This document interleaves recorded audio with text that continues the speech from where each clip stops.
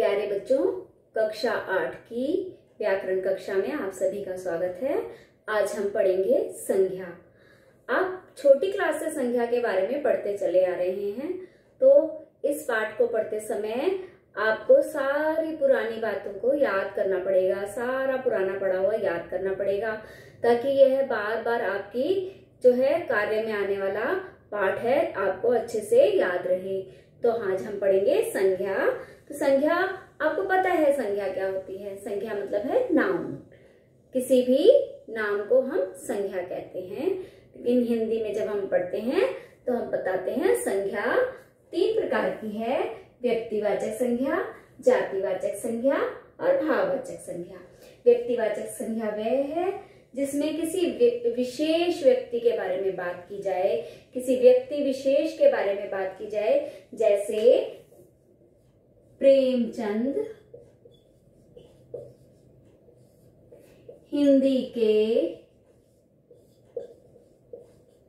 महान साहित्यकार थे। तो यहाँ प्रेमचंद की बात है, तो ये एक व्यक्ति विशेष हो गया। तो यहाँ पर ये क्या कहलाएगा? हमारा व्यक्ति विशेष है ना। तो ये हमारा क्या कहलाएगा? व्यक्तिवाचक। दूसरा उदाहरण इसमें और देखेंगे कि जैसे किसी स्थान के बारे में, किसी स्थान के विशेष के बारे में बात होती है, जैसे दिल्ली हमारी राजधानी है। तो क्या? दिल्ली भारत की राजधानी है।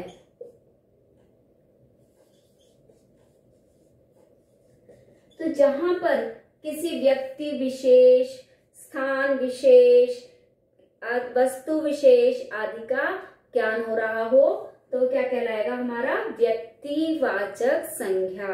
वो क्या कहलाएगा? व्यक्तिवाचक संज्ञा। जैसे नाम से ही ज्ञात हो रहा है जाति, तो किसी भी विशेष जाति, चाहे व्यक्तियों की हो, चाहे हमारे किसी स्थान की हो या वस्तुओं की हो, तो जातिवाचक हो जाती है ना। जैसे गायें चर रही हैं, इसमें हो जाएगा जैसे गायें चर रही हैं। बिल्लियां लड़ रही हैं।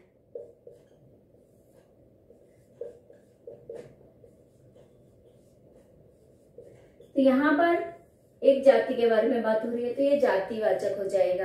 कई बार ऐसा होता है बच्चों कि कुछ जैसे नदियां हैं, पर्वत हैं, वृक्ष हैं, समुद्र हैं, तो इनको हम क्या करते हैं, इनके आदि के नामों को हम व्यक्तिवाचक में ले आते हैं। ठीक है, तो वो हमारे जातिवाचक ना होकर वो व्यक्तिवाचक होती हैं। और जातिवाचक में जैसे मैंने बताया जातियों का ज्ञान हो रहा है, तो ये जातिवाचक है। इसमें भी कई ऐसी हैं जो हमेशा जातिवाचक रहती हैं, जैसे बालक, अध्यापक, वकील, डॉक्टर, पशु, ये आदि कुछ ऐसी हैं जो ये जातिवाचक संज्ञाएं कहलाती हैं। तो ये आप जब पुस्तक में पढ़ेंगे तो इस बात का ध्यान रखेंगे कि कौन सी जातिवाचक है, कौन सी व्यक्तिवाचक है। अब भाव से पता हो रहा है फीलिंग्स, है ना। भाव से हमें पता चल रहा है कि फीलिंग्स जो संज्ञाएं हमारे भाव को बताएंगी, जैसे उसकी बुराई मत करो। ठीक है, तो यहाँ बुराई मतलब भाव हो गया। क्रूरता, उसमें बहुत क्रूरता है, तो ये भाव हो गया हमारा। ठीक है। मिठास, मुझे जलेबी की मिठास पसंद है, तो जैसे मिठास, क्रूरता। ठीक है। बेईमानी, जो भावों को बताते हैं, फीलिंग्स को दर्शा रहे हैं। ठीक है, वो क्या है? हमारे भाववाचक हैं, जिनमें संज्ञा शब्दों से किसी व्यक्ति के गुण, दोष, भाव, अवस्था, स्थिति, इन सब का ज्ञान होगा, तो वो क्या कहलाएंगे? हमारे भाववाचक, जिसमें भावों में हमारे कौन कौन से गुण आए, दोष हैं, किसी व्यक्ति के की अवस्था कैसी है, स्थिति कैसी है, इन बातों का जब हम ज्ञान करते हैं तो वो हमारे क्या कहलाती हैं, भाववाचक संज्ञाएं। तो संज्ञा में 3 चीजें हमें ध्यान देनी है। व्यक्तिवाचक संज्ञा कौन सी है, जातिवाचक संज्ञा कौन सी है और भाववाचक संज्ञा कौन सी है। अब आपकी पुस्तक में कुछ ऐसे विशेष तत्व दिए हैं जिन्हें मैं आपको पढ़ के बता रही हूँ, तो आप भी उस पर ध्यान देंगे कि जैसे विशेष बातें क्या क्या दी गई हैं। पहली बात, भाववाचक संज्ञाओं को देख व छू नहीं सकते, क्योंकि ये भाव है, फीलिंग है, इन्हें हम महसूस कर सकते हैं, ठीक है, इनको अनुभव किया जा सकता है। दूसरी बात, व्यक्तिवाचक और जातिवाचक संज्ञा की तरह भाववाचक संज्ञाओं का आकार नहीं होता, ठीक है, इनकी गणना नहीं की जा सकती, ना ही इनका कोई आकार होता है, क्योंकि ये भाव है, फीलिंग्स है, इन्हें हम महसूस कर सकते हैं। तीसरी बात इसमें है, भाववाचक संख्याओं का सदैव एक वचन में प्रयोग होता है, तो इनका हमारा प्रयोग हमेशा भाववाचक संज्ञाएं जो हैं एक वचन में होंगी। कुछ विशेष बातें और हैं कि कभी कभी व्यक्तिवाचक संज्ञाओं का प्रयोग जातिवाचक संज्ञाओं की तरह भी होता है। तो कभी कभी व्यक्तिवाचक संज्ञाओं का प्रयोग हमारा जातिवाचक की तरह भी होता है, जैसे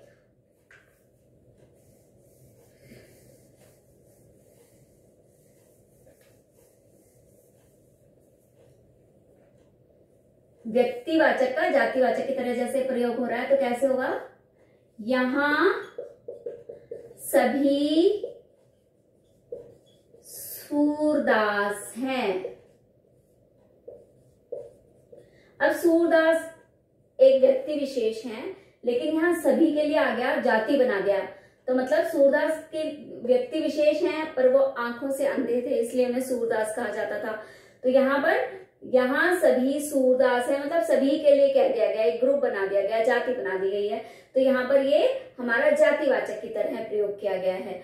और कभी कभी हम जातिवाचक को हम व्यक्तिवाचक की तरह भी प्रयोग करते हैं, जैसे पंडित जी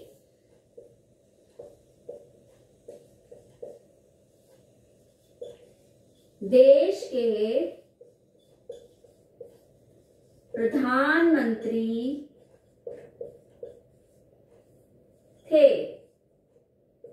अब यहां हमने देखिए पंडित, एक पंडित की बात, पंडित हमारा जो है ये जाति है, पंडितों की कहते हैं ना, जाति ग्रुप है, लेकिन केवल एक की भी बात करी गई है, पंडित जी देश के प्रधानमंत्री हैं थे, तो यहाँ पर ये व्यक्ति के लिए आ गया, तो ये व्यक्तिवाचक हो गया।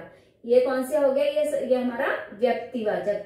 इसमें हमने जाति की तरह व्यक्ति को जाति की तरह प्रयोग किया, यहाँ जाति को व्यक्ति की तरह प्रयोग किया, तो ये क्या हो गया, हमारा जातिवाचक बन गया, और ये हमारा ये जातिवाचक बन गया, ये हमारा व्यक्तिवाचक बन गया।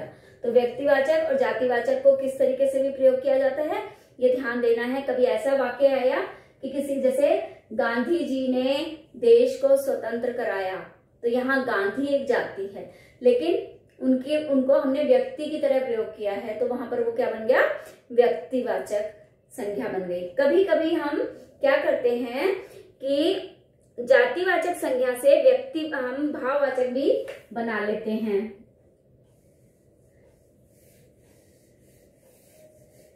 जैसे कभी कभी हम भाववाचक संज्ञा से जातिवाचक भी बना लेते हैं, जैसे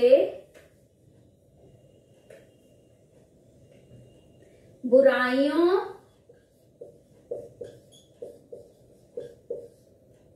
से बचो। तो यहाँ पे बुराइयां जो हैं ये हमारा जो है ये भाव है, पर हमने इसको कैसे प्रयोग किया है, जाति की तरह प्रयोग किया है, तो ये हमारा क्या बन गया, जातिवाचक। तो ये देखना है वाक्य में कि क्या शब्द है और हम किसकी तरह से प्रयोग कर रहे हैं। तो अगर हम व्यक्तिवाचक को जातिवाचक की तरह प्रयोग करेंगे तो वह जातिवाचक हो जाएगा, जातिवाचक को एक व्यक्ति की तरह प्रयोग करेंगे, व्यक्ति विशेष की तरह प्रयोग करेंगे तो वह व्यक्तिवाचक हो जाएगा, और भाववाचक को अगर हम किसी जाति की तरह प्रयोग करेंगे तो वह जातिवाचक हो जाएगा। तो ये हमें बातों का ध्यान रखना चाहिए, और ये भी ध्यान रखना चाहिए कि भाववाचक संज्ञाएं जो हैं वो एक वचन में ही प्रयोग की जाती हैं। और कुछ शब्द जो होते हैं विशेष होते हैं वो व्यक्तिवाचक ही रहते हैं, कुछ शब्द जो होते हैं वो जातिवाचक ही रहते हैं। तो इनका विशेष ध्यान आपको पढ़ते समय ध्यान में रखना चाहिए कि कौन कौन से शब्द हैं जिसको हम एक वचन में ही प्रयोग कर, जिनको केवल संज्ञा शब्दों में व्यक्तिवाचक में ही लिया जा सकता है, और कुछ को हम जो है जातिवाचक में ही लिया जा सकता है, जैसे बालक, अध्यापक, ये जातिवाचक ही हैं। जैसे नदियों, पर्वतों, वृक्षों, तो ये हमको ये जो कुछ के आदि के नाम जो हैं ये व्यक्तिवाचक संज्ञा होती हैं। ठीक है, नदियों के नाम जैसे गंगा, पर्वतों के नाम हिमालय, तो ये हमारे क्या आ गए, ये हमारे एक वचन हमारे व्यक्तिवाचक आ जाते हैं। ठीक है, तो इनको पढ़ते समय इस बात का ध्यान रखना है कि हमें कौन सा कैटेगरी है, हमारी कौन सा ग्रुप है, हमें क्या इनमें विशेषता दिख रही है, तो उस बात को ध्यान में रखकर इस पाठ को हम समझ के आगे पढ़ेंगे। ठीक है, इसके बाद है हमारा भाववाचक संज्ञाओं की रचना कैसे की जा सकती है। तो भाववाचक संज्ञाओं की रचना 5 प्रकार से आपकी पुस्तक में दी हुई है।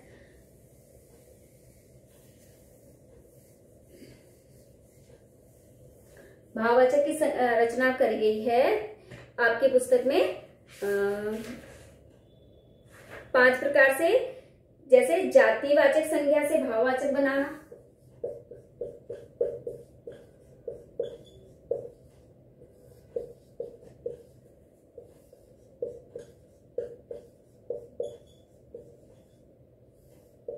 ठीक है, जाति मनुष्य से मनुष्यता, ठीक है, और वकील से वकालत, सज्जन से सज्जनता, शिशु से शिशुत्व, तो ये क्या हो गया हमारा जातिवाचक में आ गया। ठीक है, पहला ये जातिवाचक में आ गया। मनुष्य, मनुष्यता, ठीक है ना, सज्जन, सज्जनता, ठीक है, जातिवाचक से हमने भाववाचक बनाया है। दूसरा आपका है इसमें कि सर्वनाम शब्दों से भाववाचक बनाना, तो सर्वनाम से बनाना,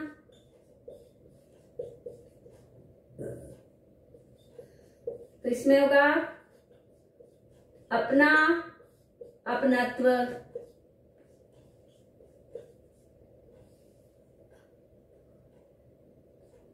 अपना, अपनत्व या अपनापन, ठीक है, आप, आपा, अहम, अहंकार, ठीक है, मम, ममत्व, पराया, परायापन, इस तरीके से आपके सर्वनाम शब्दों से बनाया जाता है।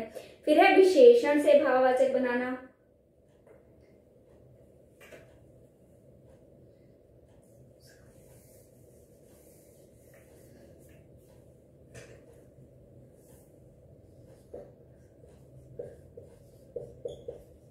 विशेषण से भाववाचक कैसे बनाया जाएगा, जैसे मीठा, मिठास, जैसे वह आम मीठा है, आम में बहुत मिठास है, तो उसका गुण आ गया, उसके बारे में बता दिया, तो भाव बता रहा है उसका। ठीक है, मीठा, मिठास, कड़वा, कड़वाहट, तो ये सारे क्या हमारे हो गए, विशेषण से हमने भाववाचक बना दिया। इसके बाद है क्रिया से, जैसे रुकना,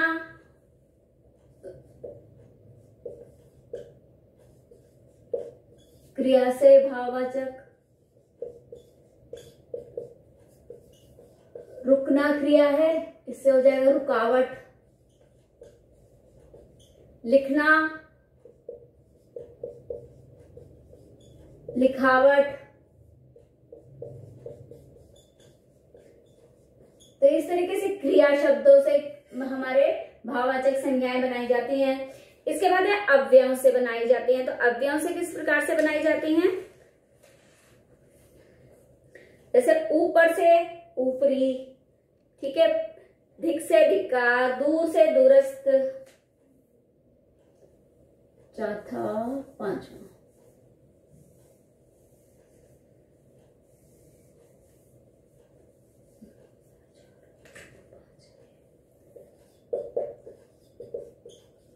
अव्यय से भाववाचक संज्ञाएं बनानी है। ठीक है, जैसे ऊपर अव्यय है, इससे ऊपरी। ठीक है, और बाहर बाहरी, समीप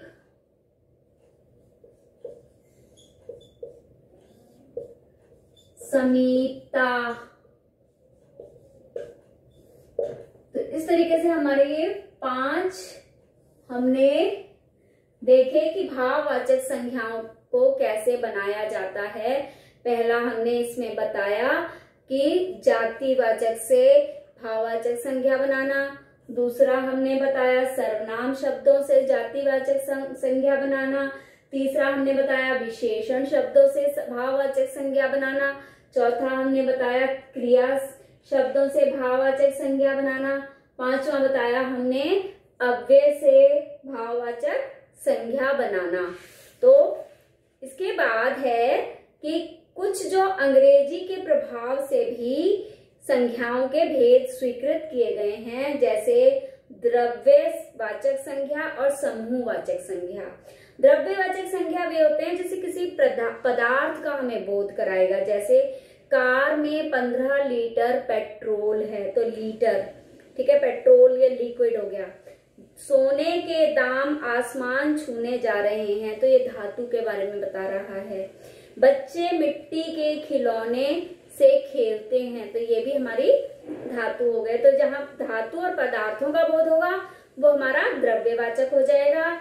और जहां पर ग्रुप का, समूह का, जैसे बच्चे झुंड में खड़े हैं, ठीक है, और यहाँ भीड़ क्यों है, कार्तिक सेना में भर्ती हो गया है, तो ये सेना, झुंड, भीड़, ये सारे क्या हैं, हमारे समूहवाचक संज्ञाएं हैं। तो इन्हें भी हम जातिवाचक के तौर पे भी प्रयोग करते हैं, पर इसको हम इस 2 भागों में बांट के भी प्रयोग करते हैं। ठीक है, और आप इसको पूरा पाठ को पढ़ेंगे, समझेंगे, तब आप इसकी प्रश्नावली दोहराएंगे। धन्यवाद।